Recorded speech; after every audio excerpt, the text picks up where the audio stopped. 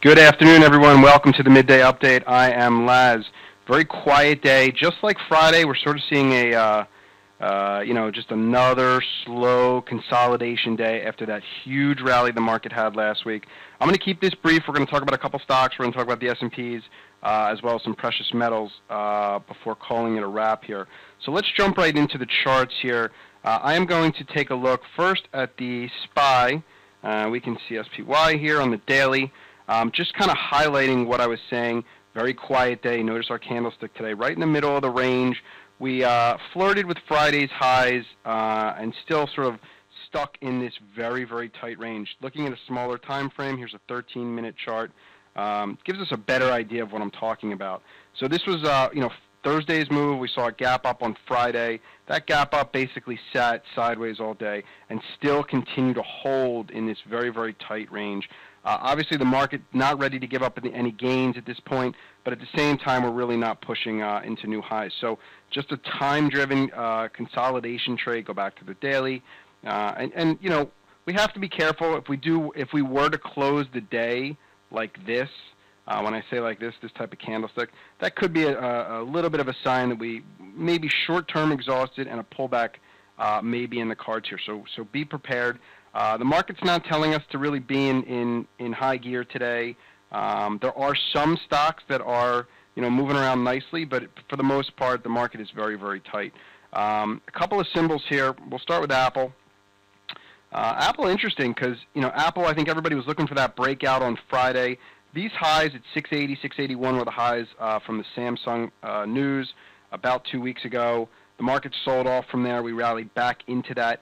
This morning we did subtly take out Friday's highs just for a few seconds and then reverse course. And now sitting here at the 8-period EMA on the daily. So some selling here in Apple. I think we're just trying to catch traders by surprise intraday. Not a very healthy looking intraday pattern. This to me looks like a stock that will continue to trade lower for maybe the better part of today. So for those Apple bulls, you might just want to wait a little bit on this one, let this reset back up, or wait for a better entry, as the daily chart's telling us that we're failing here at a prior resistance level. So don't try and be a hero with that one. Another couple stocks that I think have been on the radars are the precious metals, mainly gold and silver. Big, huge run in the GLDs. Just a slow consolidation today. And SLV, really the standout in my opinion. We saw new highs in SLV this morning, starting to taper off there.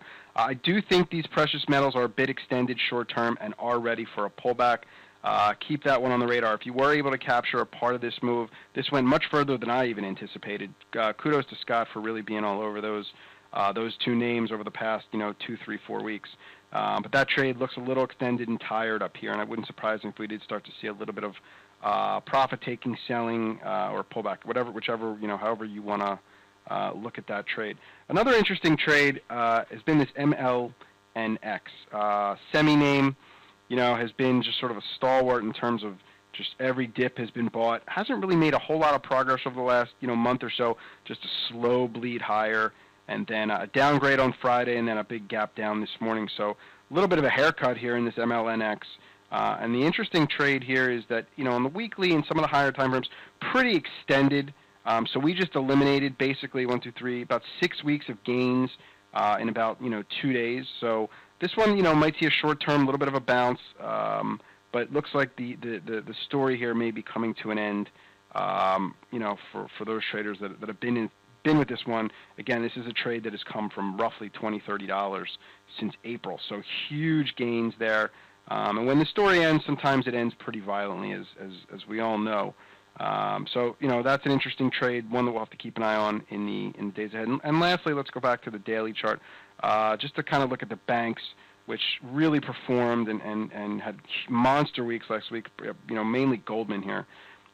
Into prior resistance up here in this 116 area plus or minus. You look to the left, you can see prior pivot high. So trading rather aggressively here up into resistance and just consolidating today. After large gains like this, usually it takes some time for this chart to rebuild and re-energize. For those looking to try and buy Goldman, this is going to take time. This trade needs to set back up. So be on alert as the stock's into resistance. May see a little bit of selling here, a little pullback. over the next couple of days, and we'll see what the banks really want to do after that, and J.P. Morgan as well. Didn't quite see the power Goldman had, in my opinion, but today, sitting at lows here intraday. So, just a couple of stocks, and lastly, GMCR, a little bit of a short squeeze. Stock sitting at highs here, and looks good for higher prices intraday. You can see a nice 13-minute buy setup, which we talked about last week in some of our trades. This one looks like it may continue to rally here, as this one is one of those stocks that has seen a massive slash. Was just about September, October. Stock was trading about 120, now trading in the 30s. So there's some room to go higher here. So keep an eye on GMCR for those looking for opportunity on a short squeeze candidate that looks like like I said. A little extended here, but sometimes these trades can be very, very powerful in a very short amount of time. So I'm going to keep it brief. That's sort of today's activity. It is slim pickings, in my opinion. There are specific trades on the board, really more for day traders at this point. Market's had a huge run. Market needs time to digest. Market needs time to reset itself. If we're going to go higher, it's going to take some time. We don't just go straight up. It's really more of an up and then a base building process. So it looks like we're in that base building process, and that's opportunity for day trades, both long and short, depending on some of the symbols. As always, a plan trader is a profitable trader. I'm Laz. Have a great day trading, and I'll talk to you on the VTF a little later. Hi, I'm Sean Hendelman of T3 Live, where we train, coach, and mentor traders in order to help you put your money to work with confidence. The T3 Live approach is a blueprint for you to recognize, adapt, and ultimately take advantage of different market conditions. To begin your training with T3 Live, we would like to offer you the opportunity to enroll in our free 30-day online home study course. Fill in your name and email address, and I'll see you on the other side.